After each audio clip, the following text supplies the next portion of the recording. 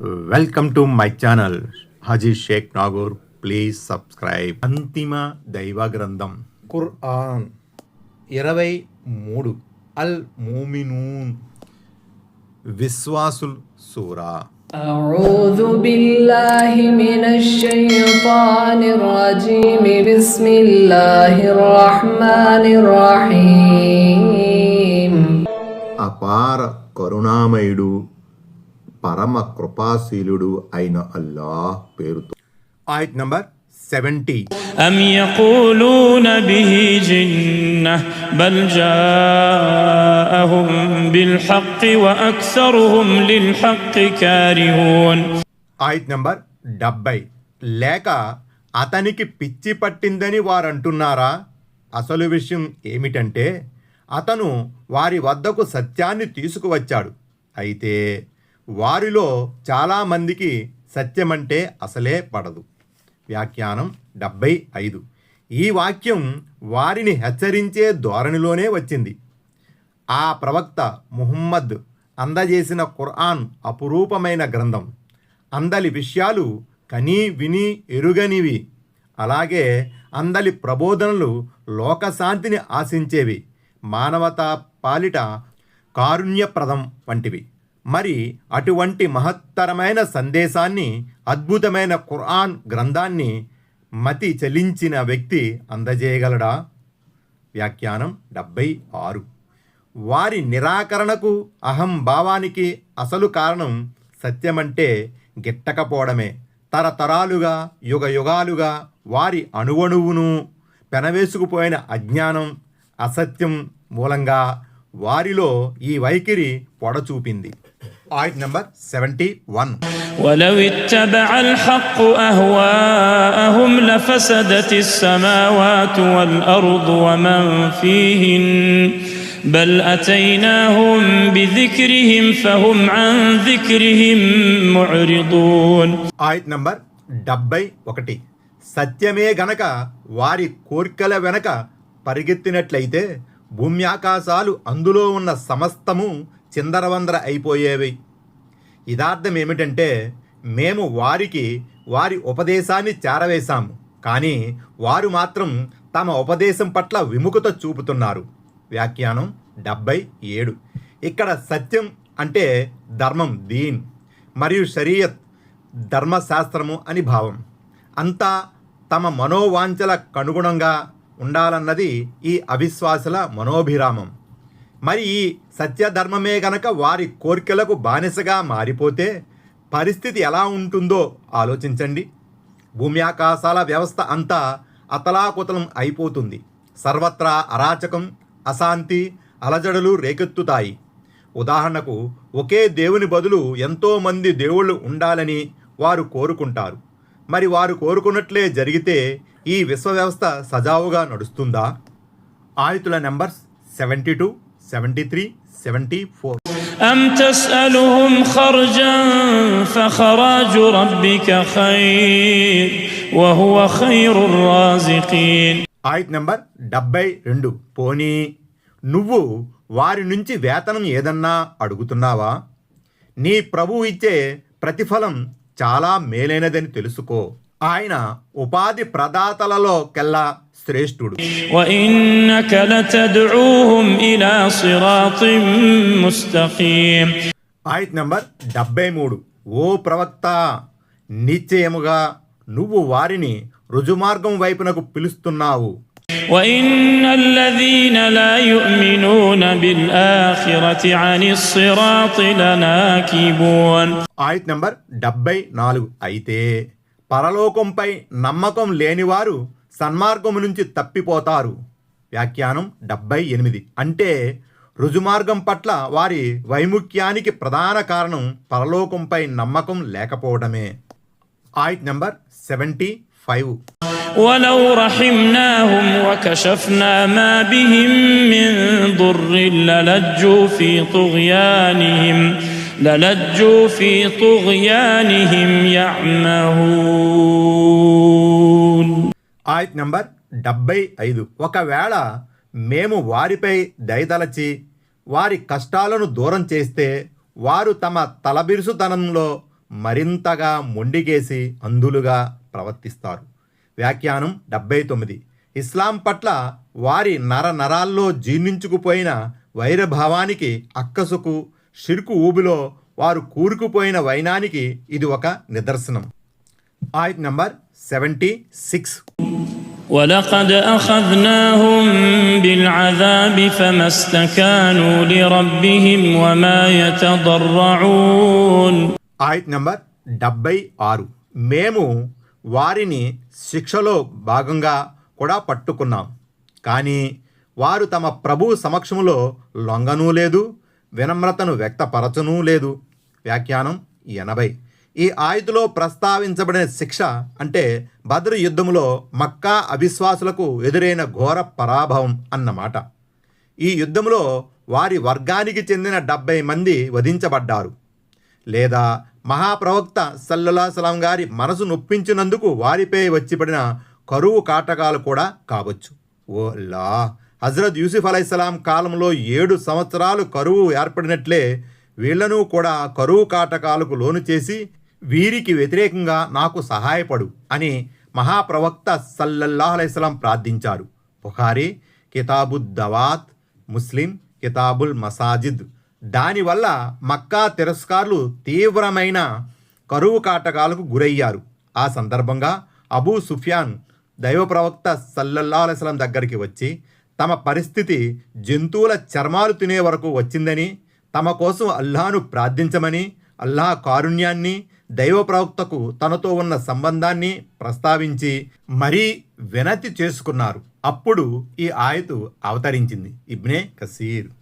ఆయత్ నెంబర్ 77. حتى إذا فتحنا عليهم بابا ذا عذاب شديد إذا هم فيه مبلسون. ఆయత్ నెంబర్ 77. ఆఖరికి మేము వారిపై కఠినమైన శిక్షా ద్వారాన్ని తెరిచివేసినప్పుడు వారు వెంటనే నిరాశా నిస్పృహలకు లోనయ్యారు. వ్యాఖ్యానం 81. ఈ కఠిన శిక్ష ప్రాపంచికమైనది కావచ్చు, లేక పారలౌకికమైనది కావచ్చు. ఆ శిక్షకు గురైనప్పుడు వారు అన్ని రకాల ఆశలకు, అవకాశాలకు దూరమైపోతారు. ఆయత్ నెంబర్ 78. وهو الذي أنشأ لكم السمع والأبصار والأفئدة قليلا ما تشكرون. ఆయత్ నెంబర్ 78. ఆయనే, అల్లాయే మీకు చెవులను, కళ్ళను, హృదయాలను చేశాడు, కానీ మీరు కృతజ్ఞతలు తెలిపేది బహు తక్కువ. వ్యాఖ్యానం 82. అంటే దేవుడు మీకు వినే శక్తిని, చూసే శక్తిని, ఆలోచించే శక్తిని ప్రసాదించాడు. తద్వారా మీరు సత్యాన్ని పరికించవచ్చు, మంచి చెడుల మధ్య గల తేడాను తెలుసుకోవచ్చు, లాభదాయకమైన దానిని స్వీకరించవచ్చు. కానీ మీరు ధన్యజీవులుగా రాణించటం లేదు, అంటే దైవ ప్రసాదితమైన ఈ శక్తి సామర్థ్యాలను సద్వినియోగం చేసుకోవడం లేదు. ఆయత్ నెంబర్ 79. وهو الذي ذرأكم في الأرض وإليه تحشرون. ఆయత్ నెంబర్ 79. మిమ్మల్ని భూమిపై వ్యాపింపజేసిన వాడు కూడా ఆయనే. ఎట్టకేలకు ఆయన వద్దకే మీరు సమీకరించబడతారు. వ్యాఖ్యానం 83. ఇందులోనూ దైవ నిదర్శనం ఉంది. ఆయన మిమ్మల్ని పుట్టించి ఒకే చోట ఉంచకుండా నేల 4 చెరగుల విస్తరింపజేశాడు. మీ రంగు, రూపు కూడా ఇతరుల కన్నా భిన్నంగా ఉంది. మీ అలవాట్లు, అభిరుచులు వేరువేరుగా ఉన్నాయి. మీ భాషలు వేరు, ప్రాంతాలు వేరు, రీతులు వేరు. కానీ ఒకానొక గడియ రానున్నది, అప్పుడు మీరంతా ఒకే చోటికి సమీకరించబడతారు. ప్రభు సమక్షంలో మీ లెక్క తేల్చబడుతుంది. ఆయత్ నెంబర్ 80. وهو الذي يحيي ويميت وله اختلاف الليل والنهار أفلا تعقلون. ఆయత్ నెంబర్ 80. జీవన్మరణాలను ఇచ్చేవాడు కూడా ఆయనే. రేయింబవళ్ల మార్పిడి కూడా ఆయన ఆధీనంలోనే ఉంది. మరి మీరు ఆ మాత్రం గ్రహించలేరా? వ్యాఖ్యానం 84. పగలు తరువాత రేయి, రేయి తర్వాత పగలు రావటం, కొంతకాలం పగలు చిన్నదిగాను రేయి పెద్దదిగాను ఉండటం, మరికొంతకాలం పగలు పెద్దదిగాను రేయి చిన్నదిగాను ఉండటం, ఇదంతా దైవ ప్రమేయం.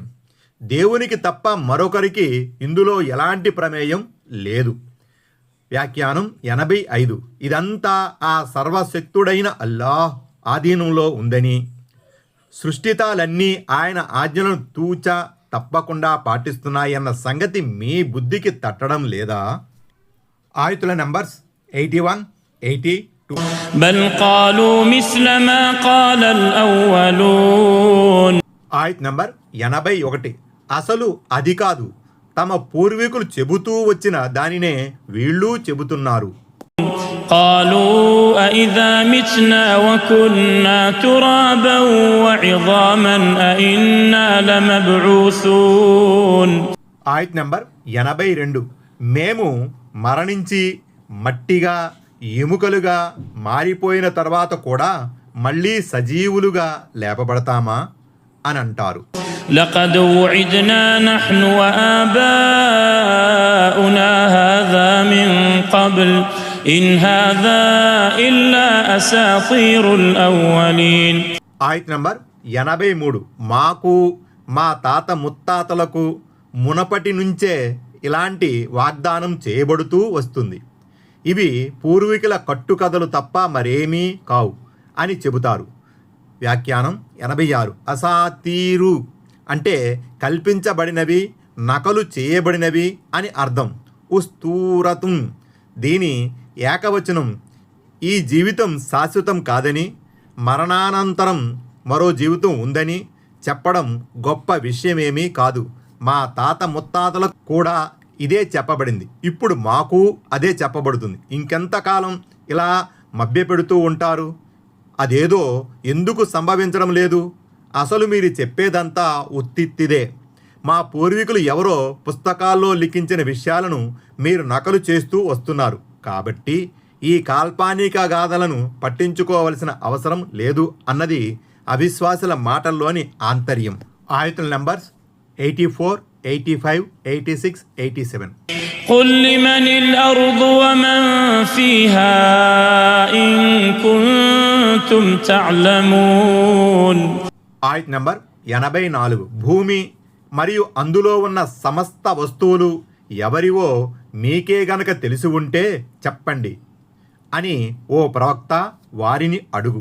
سيقولون لله قل أفلا تذكرون. ఆయత్ నంబర్ 85. అల్లాహవే అని వారు వెంటనే సమాధానం ఇస్తారు. మరైతే మీరు హితబోధను ఎందుకు గ్రహించడం లేదు అని అడుగు.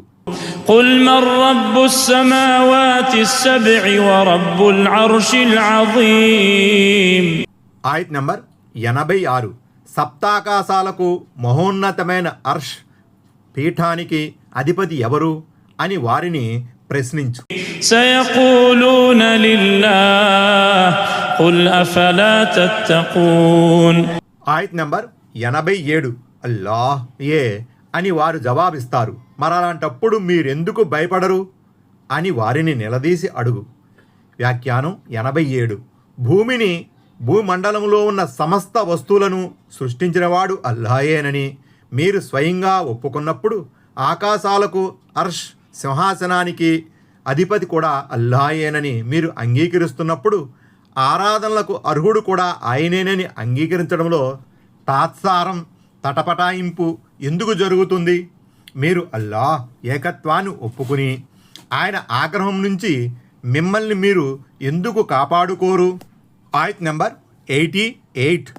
قل من بيده ملكوت كل شيء وهو يجير ولا يجار عليه إن كنتم تعلمون. ఆయత్ నంబర్ 88. సమస్త విషయాల సార్వభౌమత్వం ఎవరి చేతుల్లో ఉందో, శరణు ఇచ్చేవాడెవడో, ఎవరికి వ్యతిరేకంగా ఏ శరణూ లభించదో ఆయనెవరో మీకు తెలిసి ఉంటే చెప్పండి అని ఓ ప్రవక్త వారిని అడుగు. వ్యాఖ్యానం 88. తాను రక్షించదలచిన వారిని ఆయన తన ఆశ్రయంలోనికి తీసుకుంటాడు. ఆయన ఆశ్రయం కల్పించిన వారికి ఎవరైనా ఏదైనా కీడు కలిగించగలరా? వ్యాఖ్యానం 89.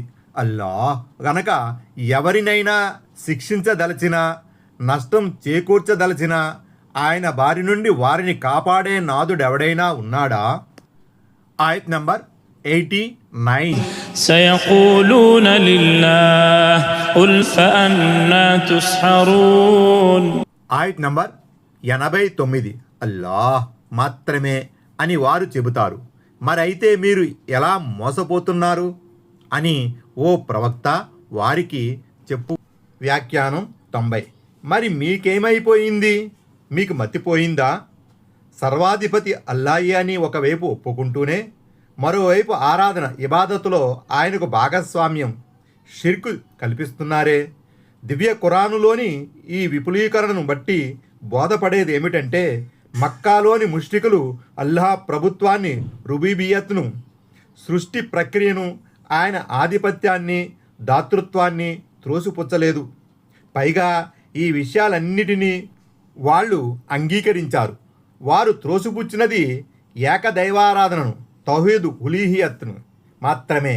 వారు ఒక్క అల్లాహను మాత్రమే పూజించేవారు కారు, అల్లాహను కూడా పూజించేవారు. అల్లాతో పాటు మరికొంతమంది బూటకపు దేవుళ్లను కూడా పూజించేవారు. భూమి ఆకాశాల నిర్మాణంలో, విశ్వ వ్యవస్థను నడపడంలో ఆ దేవుళ్ళు అల్లాహకు భాగస్వాములమన్న ఉద్దేశంతో వారు ఈ షిర్కు చేసేవారా అంటే అది కాదు. మరైతే ఈ షిర్కు ఎందుకు చేసేవారు అంటే తాము కొలిచే ఈ చిల్లర దేవుళ్ళు కూడా దేవుని సజ్జన దాసులేనని, వారు సజ్జనులైన కారణంగా దేవుడు వారికి కూడా కొన్ని అధికారాలు ఇచ్చి ఉంటాడని, తాము వారిని కాకా పట్టడం ద్వారా దైవ సామీప్యాన్ని పొందవచ్చునని వారు భ్రమపడ్డారు. ఈ భ్రమలో పడడం వల్లనే నేటి బిద్దతీలు, సమాధి పూజారులు కూడా సహాయం కోసం కాలధర్మం చెందిన పుణ్యపురుషులను మొరపెట్టుకుంటున్నారు. వారి పేరు మీద మొక్కుకుంటున్నారు. అల్లా ఆరాధనలో వారికి కూడా షేర్ కల్పిస్తున్నారు. అయితే ఈ మేరకు అల్లా ఎవరికీ ఎన్నడూ హామీ ఇవ్వలేదు. తాను మృతి చెందిన పలానా సత్పురుషునికో లేక పలానా ప్రవక్తకో కొన్ని ప్రత్యేక అధికారాలు ఇచ్చి ఉన్నాడని కానీ, మీరు అతని ద్వారా నా సామీప్యం పొందండని కానీ, సహాయం కోసం వాళ్ళను మొరపెట్టుకోండని కానీ, వారి పేరు మీద మొక్కుబడులు చెల్లించండి అని కానీ అల్లాహ్ ఎంత మాత్రమూ చెప్పలేదు. పైగా మేము వారికి సత్యాన్ని అందజేశాము అని అల్లాహ్ చాలా స్పష్టంగా చెప్పేశాడు. అంటే అల్లాహ్ తప్ప ఇంకొక ఆరాధ్య దేవుడు లేనే లేడని నిర్ద్వందంగా చెప్పేయడం జరిగింది. పోనీ వారు అల్లాహ్ ఆరాధనలో వేరితరులకు భాగస్వామ్యం కల్పించడానికి వారి వద్ద ఏదన్నా ఆధారం, ప్రమాణం ఉందా అంటే అలాంటిది కూడా ఏమీ లేదు. నలుగురితో నారాయణ అన్న ధోరణిలో సాగుతుంది వారి ఈ షిర్కు. వారు తమ తాత ముత్తాతలను ఆ పని చేస్తూ ఉండగా చూసి ఉన్నారు. పరిసరాల వారు చేస్తూ ఉండడాన్ని చూస్తున్నారు. కాబట్టి వాళ్ళు అదే చేస్తున్నారు. యథార్థానికి వాళ్ళు అసత్యవాదులు. వారు చెబుతున్నట్లుగా అల్లాహకు సంతానము కానీ పార్ట్నర్లు కానీ లేరు. ఒకవేళ ఉంటే ఆ పార్ట్నర్లు తమ తరపున సృష్టించబడిన వారి కోసం వేరుగా జీవన సామగ్రిని సమకూర్చి ఉండేవారు. ప్రతి భాగస్వామి ఇతర భాగస్వాములను డామినేట్ చేసి సింహభాగం పొందేందుకు ప్రయత్నించేవాడు. మరి అలాంటి పోరు మొదలైతే విశ్వ వ్యవస్థ అంతా అల్లకల్లోలంగా ఉండేది. కానీ అలాంటిదేమీ జరగడం లేదు. అంతా సజావుగా, సక్రమముగా ఈ లోకం సాగుతుంది. కాబట్టి బోధపడేది ఏమిటంటే ఈ అసత్యవాదులు కల్పించే అభూత కల్పనలకు అల్లాహ్ అతీతుడు, పవిత్రుడు. ఆయతుల నంబర్స్ 90, 91, 92. بل أتيناهم بالحق وإنهم لكاذبون. ఆయత్ నంబర్ 90. నిజానికి మేము వారికి సత్యాన్ని అందజేశాము, వారే ముమ్మాటికి అబద్ధాల కోరులు. ما اتخذ الله من ولد وما كان معه من إله إذا لذهب كل إله بما خلق ولعلى بعضهم على بعض سبحان الله عما يصفون. ఆయత్ నంబర్ 91.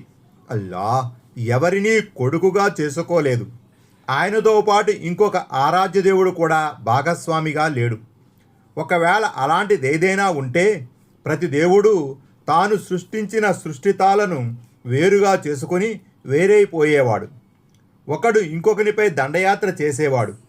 వారు అల్లాహకు ఏ లక్షణాలను ఆపాదిస్తున్నారో వాటికి ఆయన అతీతుడు, పవిత్రుడు. ఆలిమిల్ గైబి వశ్షహాదతి ఫతఆలా అమ్మా యుష్రికూన్. ఆయత్ నెంబర్ 92. గోప్యంగా ఉన్నదానిని, బహిరంగంగా ఉన్నదానిని ఆయన ఎరిగినవాడు.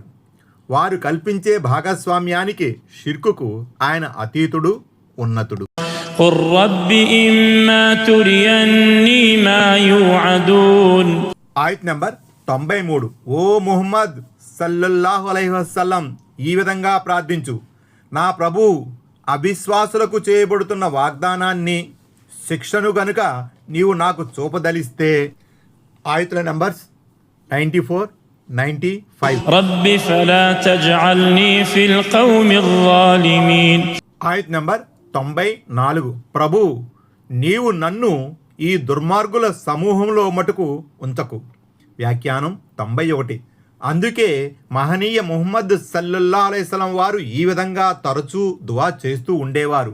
ఓ అల్లా, నీవు ఎప్పుడు ఏ జాతి వారిపై నీ ఆపదను పంపాలని నిశ్చయించుకున్నా దాన్ని అమలు పరచక ముందే నన్ను ఈ లోకం నుంచి లేపుకో. తిర్మిజీ సాద్ సూరా వ్యాఖ్యానం, ముస్నదే అహ్మద్, సంపుటి 5, పేజీ 243. وإنا على أن نريك ما نعدهم لقادرون. వ్యాఖ్యానం 95. మేము వారికి వాగ్దానం చేస్తున్నదంతా నీకు చూపగలం. Thanks for watching. Don't forget to like, comment and share. Please subscribe.